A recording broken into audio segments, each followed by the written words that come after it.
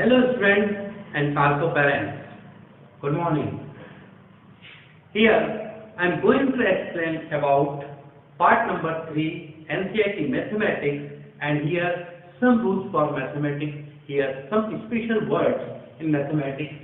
Define following terms: commutative, associative and distribution law. Here three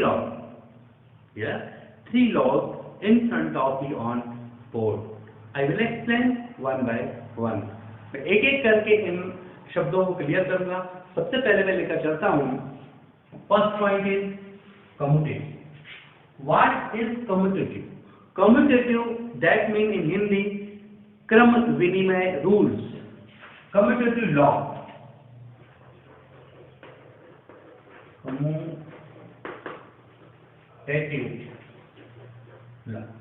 rules. In Hindi हम इसको हिंदी में कह सकते हैं क्रम विनिमय नियम. कम्यूटेटिव को हिंदी में कहते हैं क्रम विनिमय नियम. अब क्रम विनिमय का क्या मतलब है, इस बात को हम समझते हैं. आप जानते हैं कि किसी रूल्स को लगाना हो तो आपके पास बाइनरी ऑपरेशन का होना बहुत जरूरी है. और आपने मेरे लास्ट लेक्चर्स में देखा है कि बाइनरी ऑपरेशन के लिए मैंने स्टार का यूज किया, और ये स्टार क्या हो सकते थे आपको मैंने अपने लेक्चर में बताया था. इसमें प्लस माइनस इनटू डिवाइडेशन ये सारे क्या थे, यही तो बाइनरी ऑपरेशन थे ना. तो इसके रिक्वायरमेंट बहुत जरूरी होगा. So here what is the meaning of commutative law? Here let A B belongs to R, that A and B both are real number, okay, and if A and B follows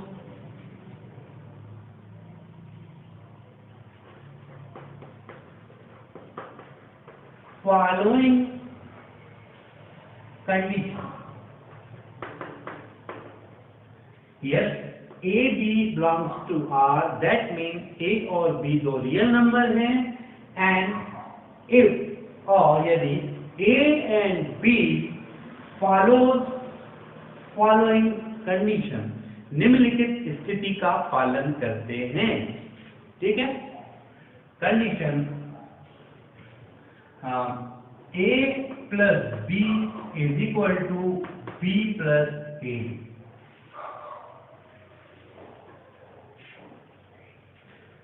Then we can say, हम कह सकते हैं, we can say A and B are following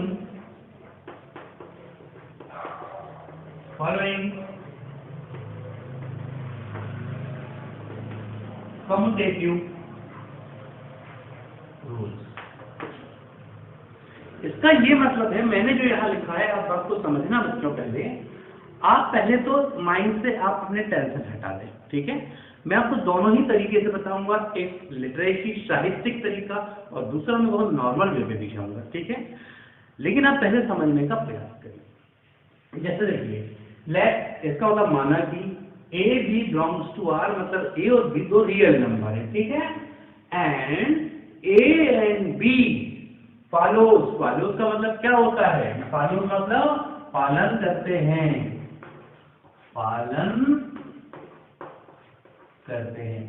following condition. जैसे आप हिंदी में निम्नलिखित लिखते हैं ना, तो इसका मतलब क्या है, निम्नलिखित. कंडीशन का मतलब स्थिति. इसका ये मतलब होता है कि A और B दो रियल नंबर हैं, और यदि वो एक स्थिति का पालन करते हैं, फॉलोइंग कंडीशन निम्नलिखित स्थिति का पालन करते हैं. कौन सी स्थिति है आप देखे तो जा रहे थे, A प्लस B और B प्लस C. आपको लग रहा होगा सर इसमें है क्या, सही बात है, कुछ भी नहीं. अब 2 रियल नंबर लेकर चले, एक मान लो 5 और एक लेकर चले आप 3, ठीक है। अब 5 में आप 3 को ऐड कीजिए, 5 में 3 को ऐड कीजिए, what will you get answer 8। अब मैं आपको कहूं कि 3 में 5 को ऐड कीजिए, आप बोलेंगे सर क्या मजाक कर रहे हो, 5 में 3 को ऐड करेंगे तो भी रिजल्ट जो 8 आएगा, और 3 में 5 को ऐड करेंगे तो भी रिजल्ट आएगा। तो यही बात मैं सिखाना चाहता हूं, यदि जो डिजिट दिए हैं उनके क्रम को, उनके सीक्वेंस को अगर हम चेंज कर दें, तो सीक्वेंस को चेंज करने से रिजल्ट जो है वो वही का वही रहे, यदि उसमें कोई परिवर्तन ना हो। We will change sequence of digit. In both conditions, we get same answer. That is commutative law. इसका मतलब है कि दो डिजिट हैं, जैसे 5 + 3 किया मैंने, फिर किया मैंने 3 + 5, उनके सीक्वेंस को बदला, उनके क्रम को बदला मैंने, लेकिन ऐसा करने से यदि परिणाम वही का वही प्राप्त हो तो हम कहते हैं कि वो जो डिजिट है वो कम्यूटेटिव रूल यानी कि क्रम विनिमय नियम का पालन करते हैं। आप देखिए a + b है और जबकि यहाँ क्या है b + a है, ये लेकिन एडिशन के लिए है, ये किसके लिए, एडिशन के लिए है। तो क्या इसके लिए पालन करते हैं ये देखना है। तो following condition a + b, then we can say, हम कह सकते हैं A and B are following, and A और B are following मतलब ये पालन कर रहे हैं कम्यूटेटिव, फॉलोइंग कम्यूटेटिव रूल, यानी इस नियम का पालन कर रहे हैं। क्रम विनिमय नियम के अंतर्गत अब हम कुछ एग्जांपल्स देखते हैं। जैसे मान लेते हैं कि 2,3 बिलोंग्स टू रियल नंबर, और हमारे पास में एक बाइनरी ऑपरेशन जो है मान लेते हैं कि वो प्लस है। तो इसमें हम कम्यूटेटिव रूल्स के अंतर्गत हम क्या कहेंगे, हम ऐसा कुछ कहेंगे 2 + 3 और 3 + 2 + 3 है। अब हमने क्रम बदल दिया, 3 के स्थान पे 2 को, 2 के स्थान पे 3 को। तो ऐसा करने से ये दोनों ही जो है वो क्या आने वाला है, इक्वल आएगा, ठीक है। इसका मतलब ये होता है कि ये जो रियल नंबर है वो एडिशन के लिए कम्यूटेटिव रूल्स का पालन करते हैं, लेकिन ये हर सिंबल के लिए ऐसा नहीं होगा। अब यदि मैं यहाँ पर बाइनरी ऑपरेशन को मैं चेंज कर दूं, मान के चलते हैं यहाँ पर ये जो बाइनरी ऑपरेशन है वो सब्ट्रैक्ट है, वो क्या है, माइनस है। इस माइनस के लिए क्या होगा, 2 - 3 3 - अब देखें इसका जो सॉल्व आएगा -1, जबकि इसका आएगा +1। तो क्या ये दोनों इक्वल हैं, नहीं है ना, इसका मतलब ये कि इक्वल नहीं है। तो इसका मतलब सब्ट्रैक्शन के लिए कम्यूटेटिव रूल जो है ये फॉलो नहीं होता है, ठीक है। इसी प्रकार से हम लेते हैं मल्टीप्लाई के लिए। अगर ये हम गुणे के लिए देखते तो क्या होगा,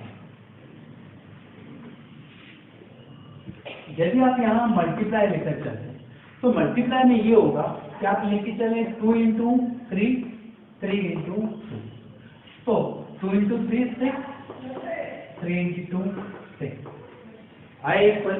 इसका मतलब ये होता है कि मल्टीप्लाई के लिए भी, मल्टीप्लिकेशन के लिए भी कम्यूटेटिव रूल जो है ये पालन, ठीक है। अब बात आती है कि ये कम्यूटेटिव रूल्स में यहीं पर एक चीज थोड़ा हम चेंज कर दें। हमारे पास यहाँ कितने एलिमेंट, 2 एलिमेंट।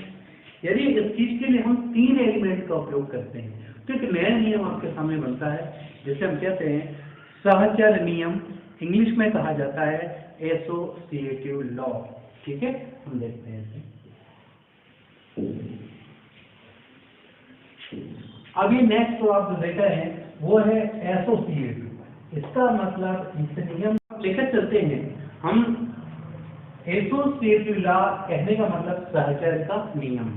सहचर नियम जो है वो 3 वेरिएबल्स के लिए या 3 नॉन वेरिएबल्स के लिए होता है। हम ये मान के चलते हैं A B C belongs to R, A B C belongs to R, ठीक है। अब यहाँ पर एक आपके पास बाइनरी ऑपरेशन होना चाहिए। हम क्या मानते हैं, स्टार मानते हैं, उसके स्थान पर प्लस माइनस मल्टीप्लाई डिवाइडेशन ये यूज करते हैं कि नहीं, इनमें से हम किसी एक को यूज करके चलते हैं। मैं जो है सबसे पहले इस एडिशन का यदि मैं यूज करता हूँ, मान के चलता हूँ कि बाइनरी ऑपरेशन जो है अभी मेरे एग्जांपल में वो क्या है, बाइनरी ऑपरेशन एडिशन है, ठीक है। और कौन सा नियम लेना है, एसोसिएटिव। यहाँ लिखेंगे let A B C belongs to R and addition that means plus is a binary operation, ये जो है एक बाइनरी ऑपरेशन है। Then a comma bc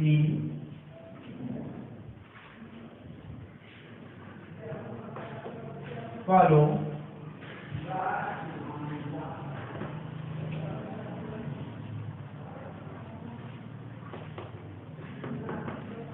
following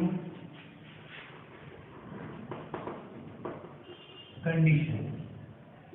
condition is that, अब देखना है कि ए बी सी ये तीन स्टेप, मैं यहाँ ए प्लस बी को पहले ऐड करूँ, ठीक है, और उसके बाद मैं ऐड करूँ सी को, या फिर इस ए बी सी में मैं पहले बी और सी को ऐड करूँ और फिर करूँ ए को। लेकिन ऐसा करने से यदि कोई इफेक्ट नहीं आता है, इसका मतलब ये कंडीशन फॉलो हो रही है, तब हम क्या कहेंगे, that when ABC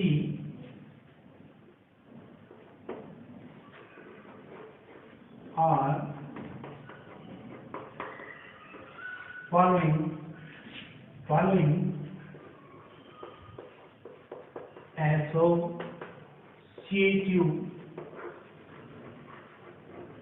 rules।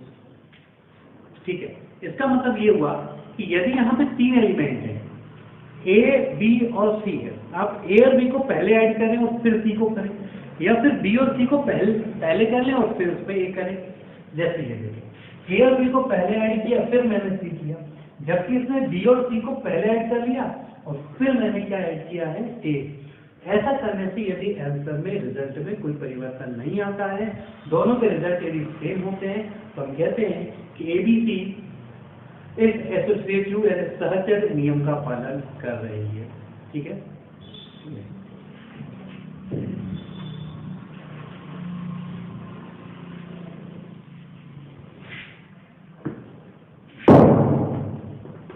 Example 2, 3, 5 belongs to a binary operation plus, so 2 plus 3 plus is equal to 2 plus 3 plus 5, 2 and 3 5 plus 5, 2 3 and 5 8, here 10 is equal to 10।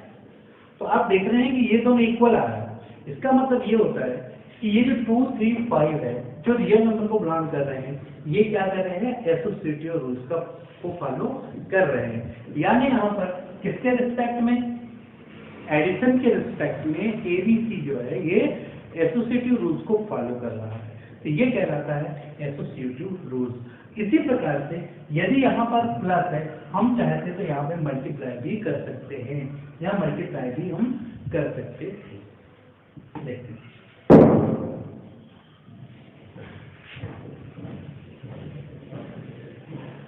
अब यदि यहाँ बाइनरी ऑपरेशन यदि मैं क्या लूँ, मल्टीप्लाई लेके चलूँ, तो यहाँ होता है 2 into 3 into 5 is equal to 2 into 3 into 5, but एक ब्रैकेट यहाँ होगा और सेकेंड ब्रैकेट ये होगा, 2 3 6 5 2 5 3 15, here 30 is equal to 30।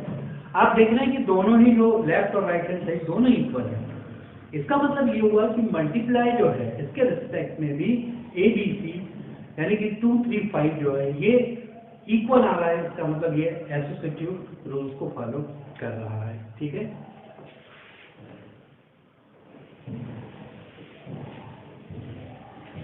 अब जो लास्ट आपका है यह है डिस्ट्रीब्यूटिव। डिस्ट्रीब्यूटिव का मतलब होता है वितरण, इसका मतलब होता है वितरण नियम। और ये वितरण नियम का मतलब ये होगा, देखें अब डिस्ट्रीब्यूशन लॉ में आप ये देखेंगे कि जैसे कि A डॉट B है ना, तो ये जो A डॉट B है, A डॉट B का वितरण होगा, डिस्ट्रीब्यूशन होगा दोनों के साथ। ये पूरा इस चिन्ह सहित इसके साथ यूज कर लो पहले, तो देखिए आप क्या होगा A dot B, A dot B, अब बीच में क्या है ये प्लस है। फिर देखो A डॉट का अब किसके साथ यूज कर ले हम, C, A डॉट, ये डिस्ट्रीब्यूशन लॉ है। लेकिन डिस्ट्रीब्यूशन लॉ है पर एक बात समझ लें पहले, यहाँ पर पहले ये जो था वो क्या है, ये मल्टीप्लिकेशन है और ये जो है वो एडिशन है। तो यहाँ क्या हुआ, ये कौन सा रूल है, distribute rules of multiplication over addition. तो ध्यान रखना है यहां किसके लिए, मल्टीप्लिकेशन के लिए। तो क्या हुआ, डिस्ट्रीब्यूटिव रूल ऑफ मल्टीप्लिकेशन, जो पहले है वहां बोलना है आपको of multiplication over addition, over addition. तो ये जो है डिस्ट्रीब्यूशन रूल है, ठीक है। अब समझना ये है यहाँ पर इस डिस्ट्रीब्यूशन रूल में हुआ क्या है, बहुत ही आसान सी बात है कि ये बाहर वाला जो है सिंबल के साथ, चिन्ह के साथ, वो इसके साथ भी है और वो इस सी के साथ भी है। ये कहलाता है distribution rule of multiplication over addition. अब हम इसका एक एग्जांपल देखते हैं, इसका एक एग्जांपल हम देखिए 2, 3, 5 belongs to a binary operation, addition and multiplication. 2 into 3 plus 5 is equal to, ये चिन्ह के साथ में होगा 2 and 2.5। अब देखिए 2 पॉइंट, यदि ब्रैकेट को पहले सॉल्व करते हैं, 3 and 5 8, 2 3 6, 2 5 10, 8 2 16 और ये 16, बहुत सारी। आप देख रहे हैं कि लेफ्ट और राइट हैंड साइड दोनों इक्वल है और ये डिस्ट्रीब्यूशन लॉ है। तो आप देख रहे हैं कि ये सिस्टम कर लें चाहे ये, दोनों से ही लेफ्ट और राइट हैंड साइड इक्वल है। तो ये है distribution law of multiplication over addition, ठीक है। अब मैं आपको बता रहा हूँ पार्ट नंबर 2 में कुछ बच्चों को काफी प्रॉब्लम हुई थी, उसमें से एक क्वेश्चन जिसका मैं सॉल्यूशन आपके सामने देने जा रहा हूँ, और ध्यान से देखना ये वीडियो। आपको क्वेश्चन लिख रहा हूँ आपके लिए, find the multiplicative inverse of 2/11। आपका प्रश्न ये है कि 2/11 का मल्टीप्लिकेटिव इनवर्स यानी गुणन प्रतिलोम ज्ञात कीजिए, ठीक है।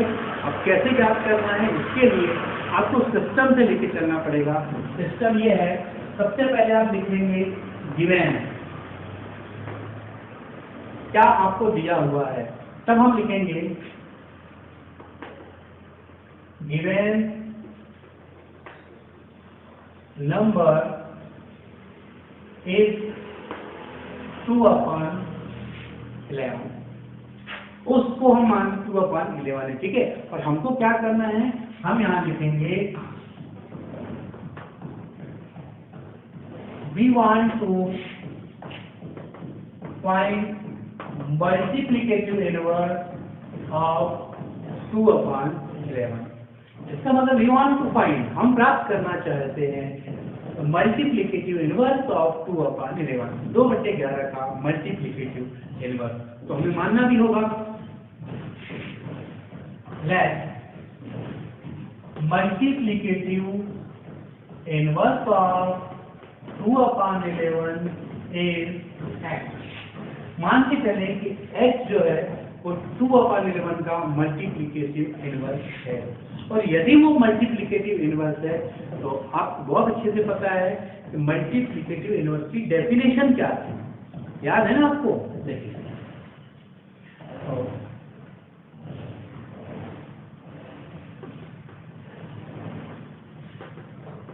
अकॉर्डिंग टू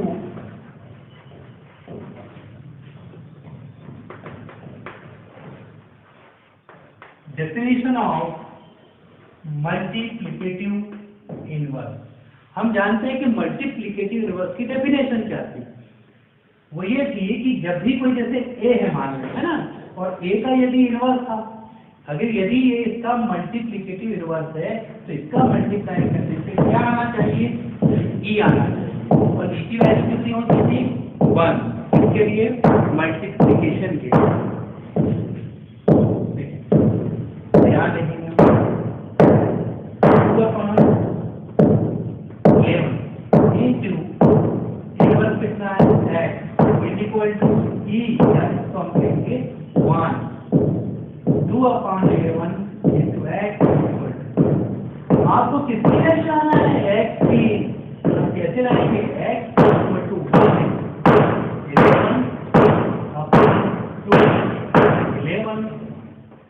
11/2 तो ये जो 11/2